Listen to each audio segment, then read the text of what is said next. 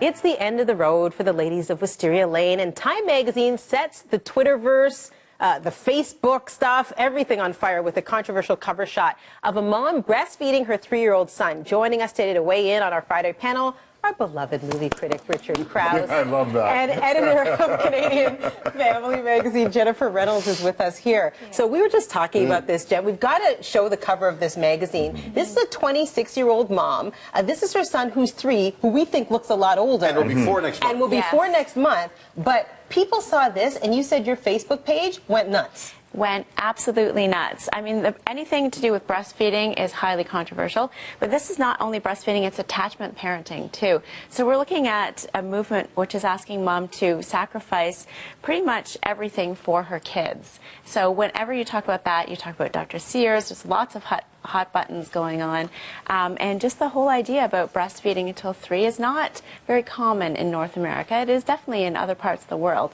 So, you know, all kinds of issues going on with this.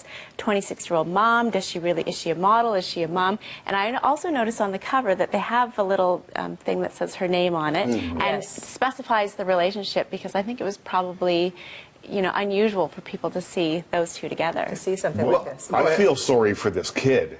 Yeah. I mean, just in a much larger kind of way, like the breastfeeding thing we can talk about, but imagine when he's 15. Yeah, he's going to be living with this. He's going to be living with this for the rest of his life, and that to me is awful. I think it's a stunt cover. I think clearly it's a cover. They had this story. How do we bring attraction to it? I mean, when's the last time you talked about Time Magazine? Not even their Man of the Year now is getting much traction after they made all of us Man of the Year with that mirror on the cover. With the mirror thing. This Time Magazine here is brilliant, because now we're all talking about it. Absolutely. And our producer Jen upstairs said something which I want to just repeat, and that is, you know, really it's not necessary to pit people who believe in breastfeeding or people who believe in attachment parenting or other people's beliefs, which is what they're doing.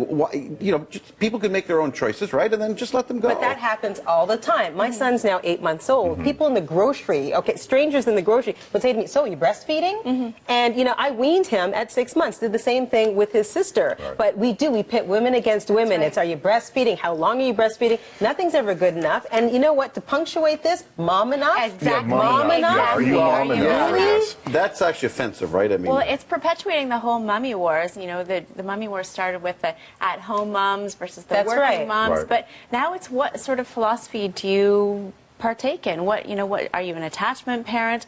You know, do you co-sleep? Do you breastfeed? Do you know, when did you wean? All these different things are pitting mom against each other. Yes, the judgment that comes into play. Exactly. It should be about being comfortable with our own choices and supporting each other in our own choices. It's hard enough being a mom as it is. Absolutely. You know, and juggling all these other things that, you know, it really needs to talk about that. So I really hope that that's the discussion that's going to come out of this cover, is that moms are going to, you know, get together and say, let's just support each other in all of this. Oh, you know that's not going to happen. Come on. You know that's not going to happen. Facebook page, a Canadian Family light up. People arguing on Facebook about the appropriateness of the cover and, you know, the other issues around it. Yes. Wisteria Lane. Oh Last my show gosh. Sunday. Can I just tell you, Marcy's taking Monday off. I am. So she can see the whole I did. I took a vacation day because I want to sit down with my cup of tea and watch this series finale, this series which I love. In stark contrast to that, when I heard that it was going off the air, I thought, is it still on the air? Really? Yeah. You know Now what? it's Okay, it dipped a little bit, I Yeah. have to say, the last couple of years, but this past season has been great. Here's what I jotted down. These are just a couple of the storylines, that have happened over the last.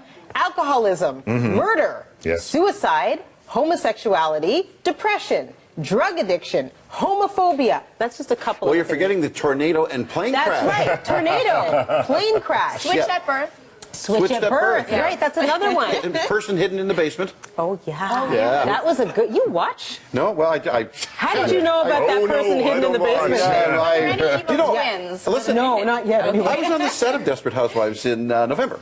I through an auction item at a charity event, and I met Felicity Huffman and was on the set, and in all the houses of Wisteria Lane, and now it's gone. The house is the old Munsters house. That's right. One of the houses has the That's facade right. taken down. That's the right. Munsters used to And live in. the other one is Marcus Welby's house. That's right. Yeah. So Eva Longoria was on Letterman last night trying to dispel all these rumors that the group of women don't get along. There was some press written about Terry Hatcher and how the other women had gotten together to get a group gift for the crew, and that Terry was left off the list. Eva was on Letterman last night saying, no, we all love each other. It's all good. We're all going to miss working together. She just didn't put in her 20. But you know what's interesting about that, though, is that if that was a cast of men, do you think that there'd be those rumors about how they don't get along? No. Hey, remember when Terry Hatcher was naked and oh, never mind. Okay.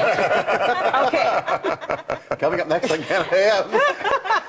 She said she did that in one take. Kevin Durant from the new movie Edwin Boyd, Citizen Gangster, coming up. Stay with us.